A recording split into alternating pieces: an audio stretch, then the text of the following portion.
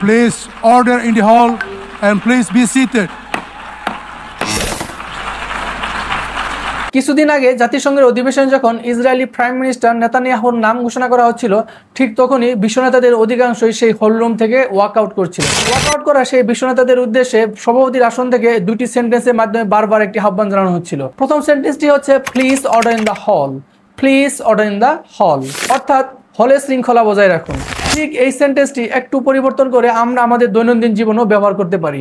যদি কোথাও আমরা কখনো কোনো বিশৃঙ্খল পরিস্থিতি দেখতে পাই, সেক্ষেত্রে আমরা হলের পরিবর্তে সেই জায়গাটির নাম বসিয়ে আমরা সেন্টেন্সটিকে পূর্ণ করতে পারি। যেমন আমরা যদি কাউকে বলতে চাই যে অফিসের শৃঙ্খলা বজায় রাখুন, তাহলে আমাদেরকে বলতে হবে please order in the office, please order in the office, অর্থাৎ অফিসের শৃঙ্খলা বজায় রাখুন।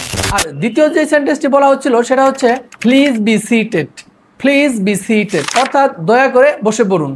আমরা যদি কাউকে সম্মানের সহিত কোথাও বসতে বলি, তাহলে আমাদের আর কি বলতে হবে please be seated, please be seated. তাহলে স্কুলে শৃঙ্খলা বজায় রাখুন এর ইংলিশ কি হবে সেটা আপনারা কমেন্টস করে জানান। আল্লাহ হাফেজ।